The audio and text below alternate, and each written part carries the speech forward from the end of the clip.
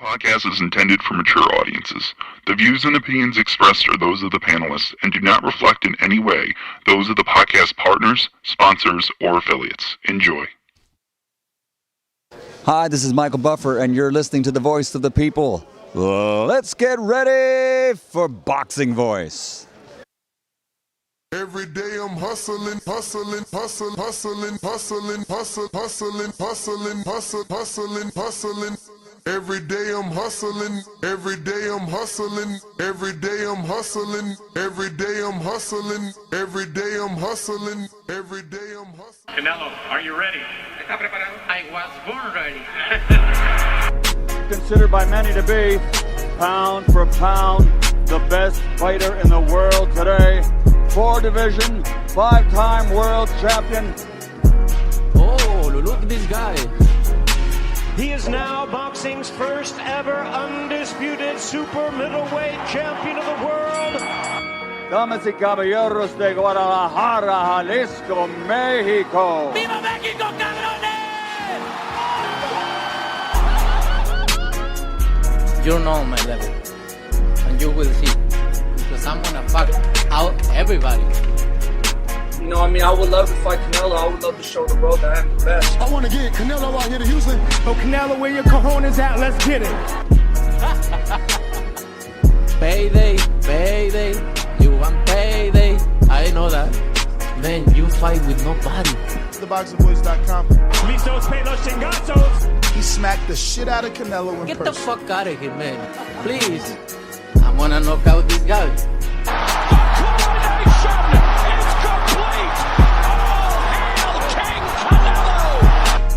Mira, en este momento puedo hacer lo que yo quiera, ¿no?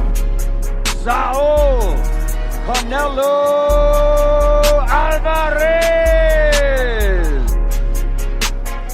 SDS Promotions. That's funny? You think that's funny? A little bit.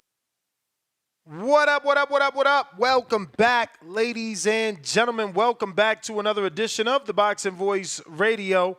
I am your host, Nestor Gibbs. Today, we're going to be discussing the newly ordered fight by the IBF. Canelo has been ordered to face his mandatory challenger, William Scull. And this might put a monkey wrench in everything. As we all know, the IBF plays 0 games when it comes down to the mandatories. They will strip you. And they have already stripped Canelo once upon a time when he was supposed to fight Sergey Derevyanchenko. So I'm sure Canelo's going to act fast and end up taking this fight, just not to be stripped.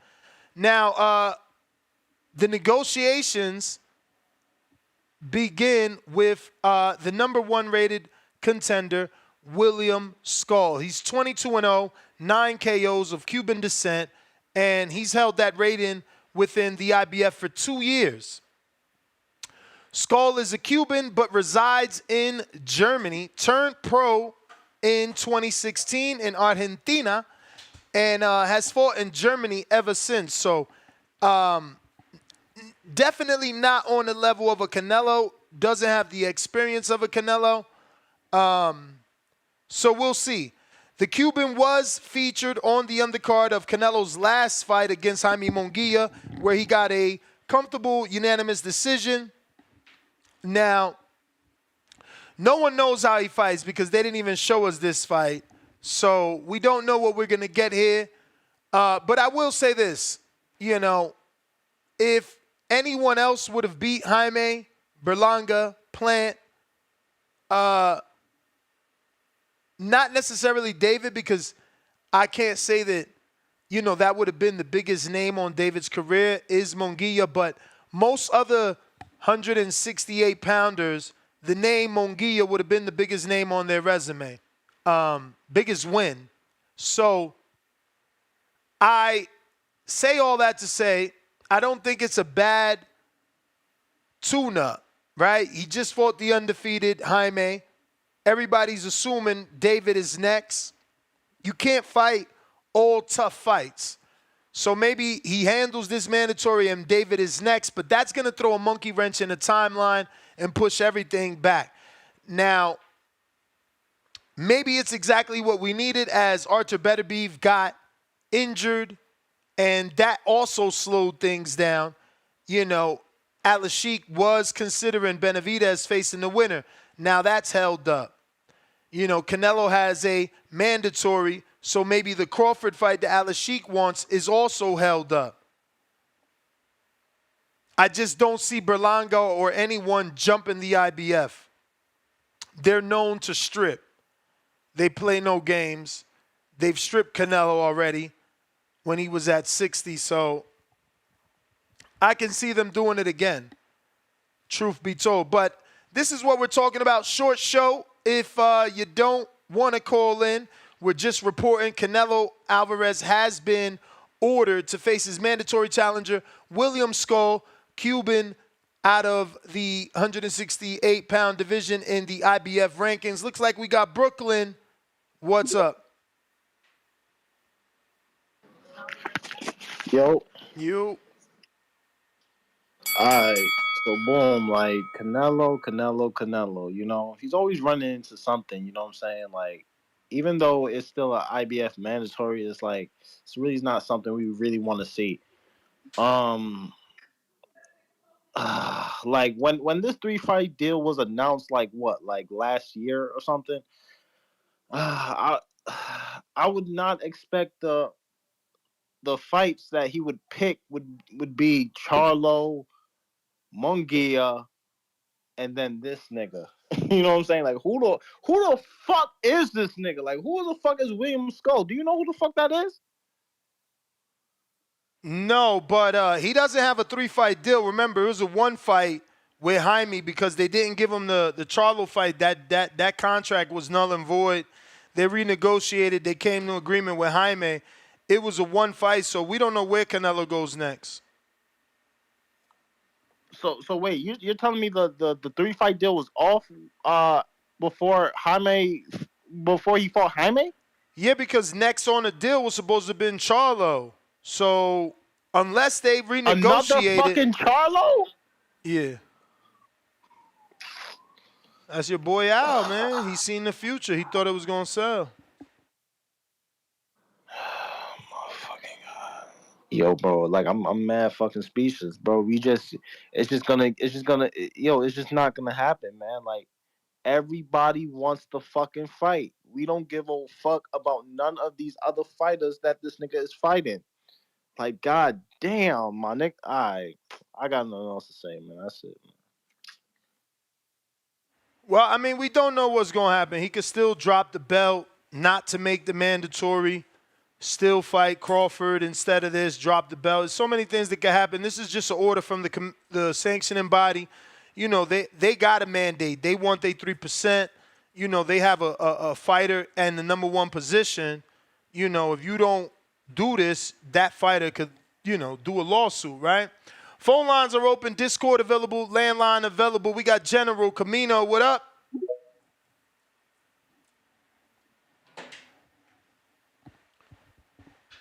Yo, Ness, what's good? What up? Cooling. Yeah, I can't be mad at the situation. I mean, we want boxing to move. You feel me? We need guys to get their opportunities, so I'm not mad at this. You got a point, too. You know, every fight can't be a tough fight, you know. It looks cool on paper, and it's nice for the fans, but, you know, these guys need breaks. They need opportunities to work on what they've been working on in the gym. Sometimes you don't get that opportunity when you get in the ring with somebody that's at a really, really high level. So, you know, these lower level fights are good. And then, to be quite honest, depending on where some of these guys are in their careers, like, these lower level fights don't have to be on pay-per-view. I mean, I would assume this shit is probably going to be on pay-per-view because it's Canelo, but I mean, it shouldn't be, and it doesn't have to be on pay-per-view. So that would be a good thing if it's not a pay-per-view. If it's just like something we get on our DAZN prescription, that'd be pretty dope. But yeah, man, I can't be mad at it, bro. There's a lot of boxers in the world, bro. A lot of people that put their heart into the sport, their time, their energy, everything, and you know they need their opportunity. Because what you said, that dude has held the same position in the IBF for 2 years? Correct. Yeah, so he been waiting on a shot for 2 years, bro. I mean, obviously he fighting in between that, but I mean, if you've earned your spot, I mean, it's about time you get your opportunity. Now, do I think he gonna go in there and beat Canelo? No, but he has the chance to. So, as boxing fans, we just kind of gotta get back to regular scheduled business because this is what the sport is really about. Hard workers, the underdog story. So that shit is pretty dope. I'm really not mad at it. I'm glad the IBF is that sanctioning body that kind of sticks to its guns. Like, we gonna get our titles moving. Like, yeah, you could be undisputed, you could defend, but like at some point, you're gonna have to fight these mandatories, these people we got lined up. We got rankings for a reason. So I'm cool with it, bro. I really can't complain. I didn't really hear your opinion on it. What do you think about the matter? Nah, I was with you where, you can't fight all tough people. So, this mandatory makes sense to slide it in, but it's going to push everything back. Yeah, true. But I mean, yeah, I know you're a fan of the sport and you want your matchups, but I mean, like, do you feel like, you kind of got to be more of a purist as far as like being okay with these lower level fights? Because like, as far as like dudes getting their opportunities, because, you're saying Yeah, I throwing mean, a he deserves it, right? He been there for 2 years. Word. All right, I hear you. Pretty good show. I'm about to pretty much stick around, see what everybody else got to say. But outside of that, everybody have a good night. Shout out TBV. All right. If you're looking to call in and voice your opinion, now is the time. Landline is open. 563-999-3427 is the number to call. We going out to the super chat. We got the first super chat of the day from Dante Rios, $2. Yo, Ness, I dropped my review on iTunes. You are the man, champ. Looks like there's no more callers. That's Ness GTO, Instagram and Twitter. We'll be right back at it tomorrow morning, 7 p.m. No, tomorrow morning, 6 a.m. Pacific Standard Time, 9 a.m. Eastern. Listen, we're going to be interviewing some fighters. Troy Isley will be on the show. Andre Cortez will be on the show. Abraham Supernova will be on the show. Javier Martinez, Alan Garcia, Coach G. These people are going to be on the show. You better get your questions in where they fit in before it's too late. We got JXV88, $2. Drop it and let David Benavidez get it so he can do 30-plus pounds. Laughing my ass off. Looks like that's it. Ness GTO, Instagram and Twitter. Peace.